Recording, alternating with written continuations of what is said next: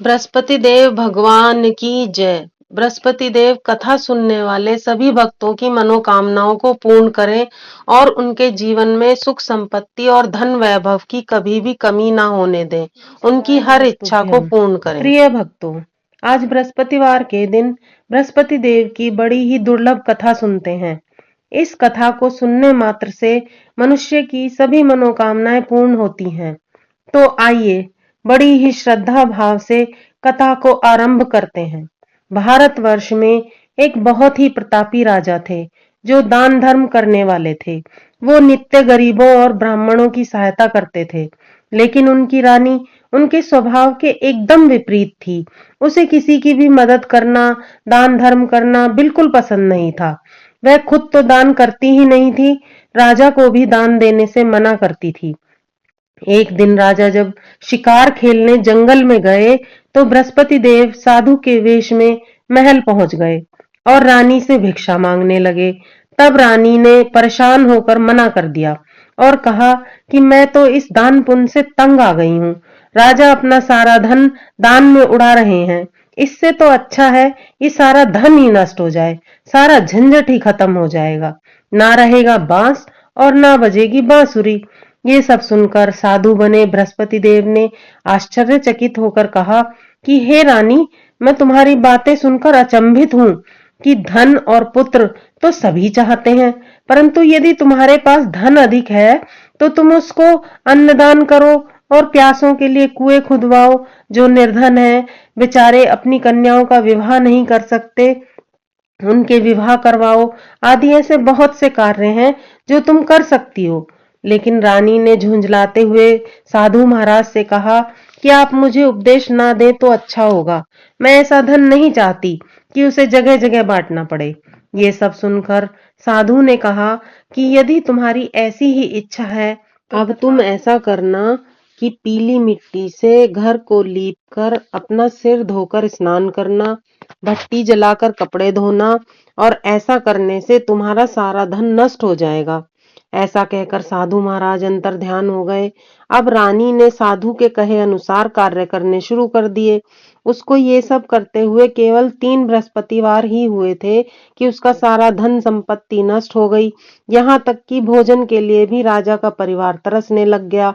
एक दिन राजा ने परेशान होकर रानी से कहा कि मैं यहाँ कोई छोटा कार्य तो कर नहीं सकता, क्योंकि सब मुझे जानते हैं। तो मैं ऐसा करता हूँ कि मैं परदेश चला जाता हूँ, वहां जाकर कोई कार्य कर लूंगा। ऐसा कहकर राजा परदेश चला गया। पीछे से रानी और दासी अकेली रह गईं। एक बार रानी और दासी को 7 दिन तक भोजन नहीं मिला, तो रानी ने दासी से कहा कि पास के नगर में मेरी बहन रहती है जो बहुत ही धनवान है। तू जाकर उससे कुछ खाने को ले आ, कुछ दिन आराम से कट जाएंगे। ये सुनकर दासी दूसरे नगर रानी की बहन के पास चल दी। जिस दिन वह वहां पहुंची उस दिन बृहस्पतिवार का दिन था। रानी की बहन उस वक्त बृहस्पतिवार व्रत की कथा सुन रही थी। दासी ने रानी की बहन को रानी का संदेश सुनाया। जब दासी को जवाब नहीं मिला तो उसे बहुत गुस्सा आया और उसने वापस आकर रानी को सारी बात बता दी। सुनकर रानी ने अपने भाग्य को कोसा। उधर रानी की बहन ने सोचा कि बहन की दासी आई थी और मैं उससे कुछ नहीं बोल पाई, बहन को बड़ा दुख हुआ होगा। कथा सुनकर और पूजन समाप्त करके जब वह बहन के घर गई और कहने लगी कि मैं बृहस्पति देव की कथा सुन रही थी, जब तक कथा समाप्त नहीं होती है तब तक ना किसी की सुनते हैं और ना बोलते हैं, इसलिए तू मुझे माफ कर दे, मैं इसीलिए नहीं बोली थी। फिर उसने दासी की तरफ देखकर पूछा कि बताओ दासी, तुम घर क्यों आई थी? तब रानी ने कहा कि बहन तुमसे क्या छिपाऊं। फिर रोने लगी और रोते हुए उसने बताया कि हमारे घर में खाने तक को अनाज नहीं था, इसलिए मैंने दासी को भेजा था। तब रानी की बहन ने कहा कि देखो बहन, भगवान बृहस्पति देव सबकी मनोकामनाएं पूर्ण करते हैं। तुम्हारे घर में शायद अनाज रखा हो। पहले तो रानी को विश्वास नहीं हुआ, परंतु बहन के कहने पर उसने अपनी दासी को अंदर भेजा तो सचमुच अनाज से भरा हुआ एक घड़ा उसे मिला। उसे देखकर दासी को बड़ी हैरानी हुई और दासी रानी से कहने लगी कि हे रानी, जब हमको भोजन नहीं मिलता तो हम व्रत ही तो करते हैं, क्यों ना इससे व्रत और कथा की विधि पूछ ली जाए, ताकि हम भी व्रत और पूजा अच्छे से कर पाएं। तब बृहस्पति देव की कृपा हम पर बरसेगी। तब रानी ने अपनी बहन से व्रत की विधि पूछी, तो बहन ने बताया कि बृहस्पतिवार के व्रत में चने की दाल और मुनक्का से भगवान विष्णु का केले की जड़ में पूजन करें, दीपक जलाएं, व्रत कथा सुने, पीला भोजन करें, पीले वस्त्र धारण करें। इससे बृहस्पति देव बहुत प्रसन्न होते हैं और सबकी मनोकामनाओं को पूर्ण करते हैं। ऐसा कहकर रानी की बहन अपने घर को लौट गई। 7 दिन बाद जब गुरुवार आया तो घुड़साल में जाकर गुड़ और चना लेकर आई और सात व्रत पूजन किया। अब पीला भोजन कहाँ से लाए? ऐसा सोचकर दोनों बहुत दुखी हो गईं। अब चूंकि दोनों ने व्रत किया था तो बृहस्पति देव उनसे प्रसन्न हो गए, इसलिए वे एक साधारण व्यक्ति का रूप धरकर 2 थालों में पीला भोजन रखकर दासी को दे गए। भोजन पाकर दासी बहुत प्रसन्न हुई। उसने रानी ने और फिर दासी ने भोजन ग्रहण किया। उसके बाद वे हर गुरुवार को बहन द्वारा बताई गई विधि के अनुसार व्रत कथा पूजन करने लगी। बृहस्पति देव की कृपा से उनके पास फिर से धन संपत्ति आ गई। परंतु रानी फिर से पहले की तरह आलस करने लगी। तो दासी ने समझाया और कहा कि जब भगवान बृहस्पति देव की कृपा से धन संपत्ति वापस मिली है तो तुम फिर से आलस करने लगी हो। बहुत मुसीबतों के बाद तो हमें ये धन संपत्ति मिली है, तो हमें दान धर्म करना चाहिए, भूखे मनुष्यों को भोजन कराना चाहिए, को शुभ कार्यों में खर्च करना चाहिए, जिससे तुम्हारे कुल का यश बढ़ेगा, स्वर्ग की प्राप्ति होगी और पितृ भी प्रसन्न होंगे। रानी ने दासी की बात मान ली और अपने धन को शुभ कार्यों में खर्च करने लगी, जिससे नगर में चारों तरफ उसका यश फैलने लगा। उधर परदेश में राजा लकड़ियां काटकर अपना जीवन यापन कर रहा था। एक दिन राजा जंगल में एक पेड़ के नीचे आसन जमाकर बैठा हुआ था और अपनी दशा को सोचकर बहुत व्याकुल हो रहा था।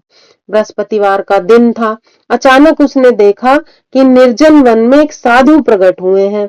वह साधु के वेश में स्वयं बृहस्पति देव भगवान थे, जो लकड़हारे के सामने आकर उससे कहने लगे कि तुम इस निर्जन वन में अकेले चिंतामग्न क्यों बैठे हो? तब राजा ने दोनों हाथ जोड़कर कहा, महात्मा जी, आप सब कुछ जानते हो, मैं आपसे क्या कहूँ, और रोने लगा।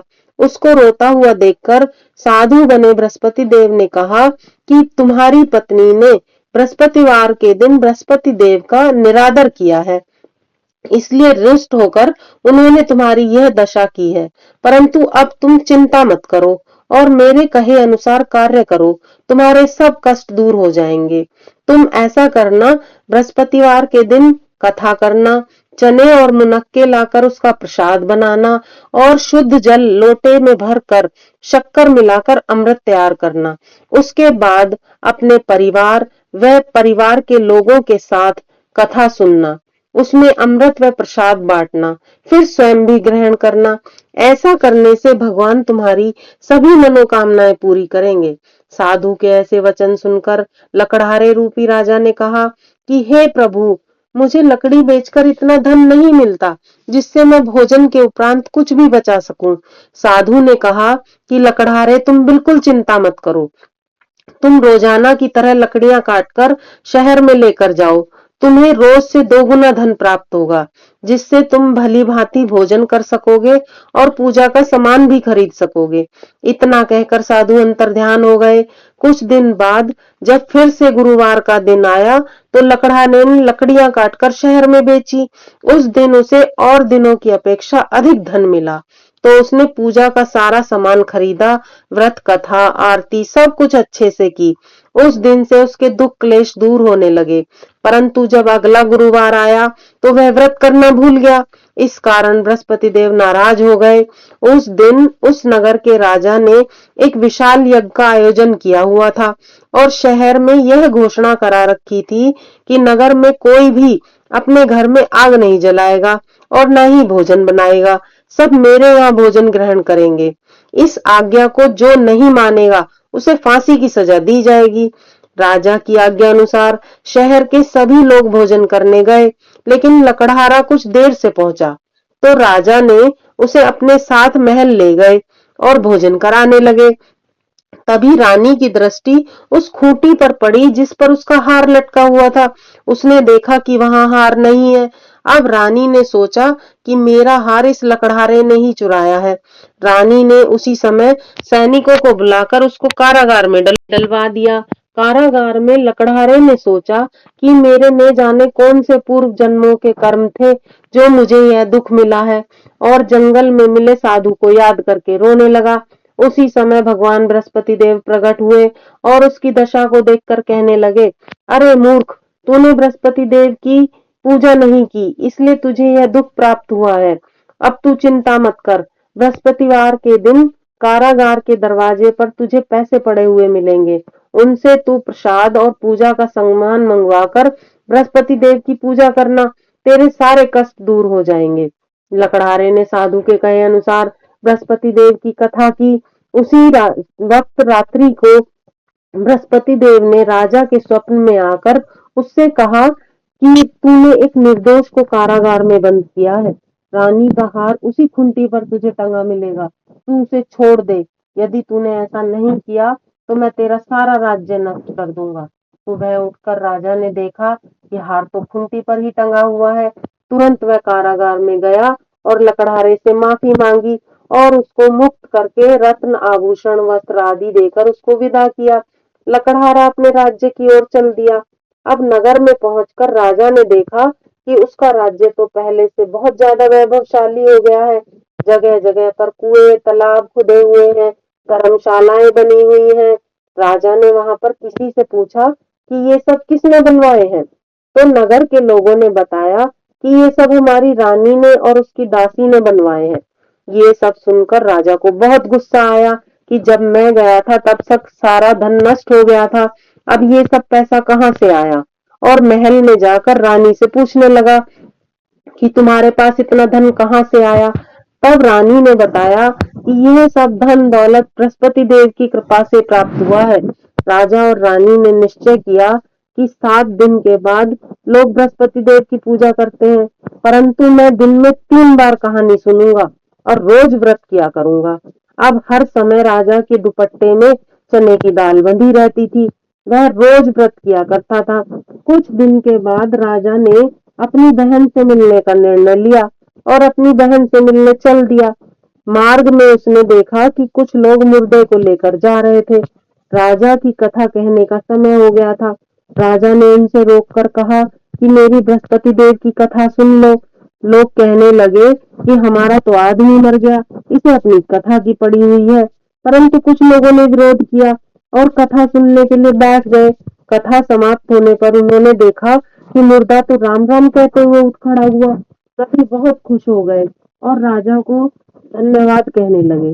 राजा आगे बढ़ गया। आगे जाने पर उसने देखा कि एक किसान खेत में हल चला रहा है। अब राजा का कथा सुनने का समय हो गया था। राजा ने उससे कथा सुनने का आग्रह किया तो किसान ने उससे कहा कि जब तक मैं तेरी कथा सुनूंगा तब तक तो मैं 4 हरैया जोत लूंगा और अपनी कथा किसी और को जाकर सुनाना। राजा आगे चल दिया। राजा के आगे जाते ही उसका बैल पछाड़ खाकर गिर गया और किसान के पेट में बहुत तेज दर्द होने लगा।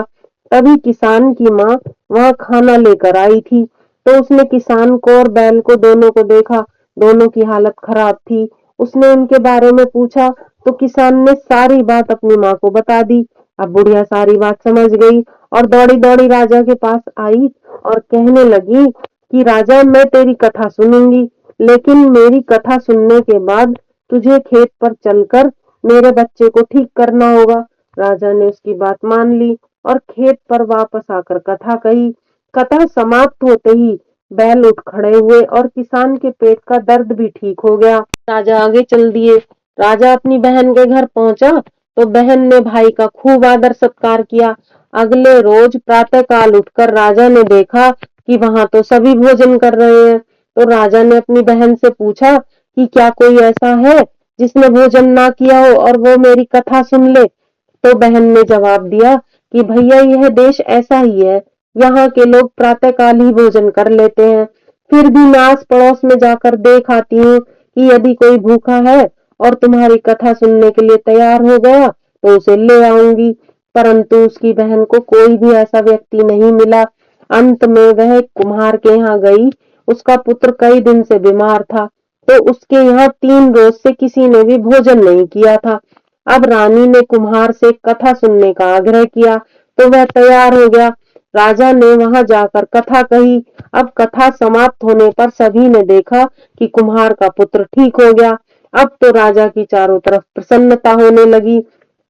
कुछ दिन बाद राजा ने बहन से कहा कि अब मैं वापस जाऊंगा, तो तू भी मेरे साथ चल। बहन ने अपनी सास से पूछा, तो सास ने कहा कि ठीक है, तू चली जा, पर बेटों को साथ लेकर नहीं जाएगी, क्योंकि तेरे भाई के कोई औलाद नहीं है। अब बहन बहुत दुखी हुई। फिर उसने अपने भाई से कहा कि मैं तो चल लूंगी, पर कोई बालक नहीं जाएगा। तब राजा ने दुखी होते हुए कहा कि जब कोई बालक ही नहीं जाएगा, तो तू ही जाकर क्या करेगी। और बड़े दुखी मन से अपने राज्य में वापस आ गया और आकर रानी से कहने लगा कि हमें कोई औलाद नहीं है, इसलिए हमारा मुख देखने का भी किसी का धर्म नहीं है, और बिना खाए पिए ही दुखी होकर बैठ गया। तब रानी ने कहा कि बृहस्पति देव भगवान ने हमें सब कुछ दिया है, तो क्या वह हमें औलाद नहीं देंगे? अवश्य देंगे। और उसी रात को राजा को स्वप्न में बृहस्पति देव ने दर्शन दिए और कहा कि हे राजा, तुम्हारी सारी चिंताएं खत्म, तेरी रानी गर्भ से है।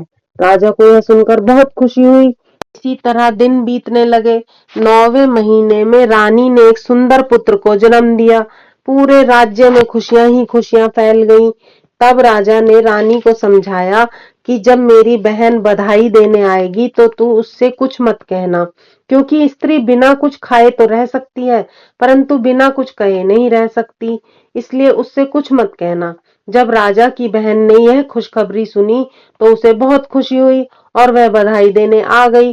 तब रानी ने उससे कहा कि घोड़ा चराकर तो नहीं आई, गधा चराकर आ गई है। तब राजा की बहन ने कहा कि भाभी, अगर मैं ऐसा नहीं कहती, तो तुम्हारे औलाद कैसे होती? क्योंकि भगवान बृहस्पति देव ऐसे ही हैं, जिसके मन में जैसी कामनाएं होती हैं, वो सभी को पूर्ण करते हैं। सद्भावना पूर्वक बृहस्पति द्वार का व्रत जो व्यक्ति करता है, कथा पढ़ता है, सुनता है, दूसरों को सुनाता है, बृहस्पति देव उसकी सभी मनोकामनाएं पूरी करते हैं।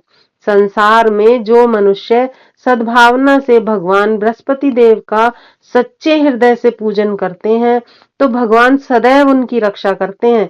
जैसी सच्ची भावना से रानी और राजा ने उनकी कथा का गुणगान किया, तो बृहस्पति देव ने उनकी सभी मनोकामनाएं पूर्ण की। इसलिए कथा पूर्ण होने के बाद प्रसाद अवश्य लेकर जाना चाहिए। हृदय से उसका मनन करना चाहिए। पूर्ण श्रद्धा और भक्ति से जयकारा बोलना चाहिए। बोलो बृहस्पति देव भगवान की जय। अगर आपको यह कथा अच्छी लगी हो, तो कृपया लाइक व सब्सक्राइब करना ना भूलें। कमेंट में भगवान बृहस्पति देव भगवान की जय लिखें।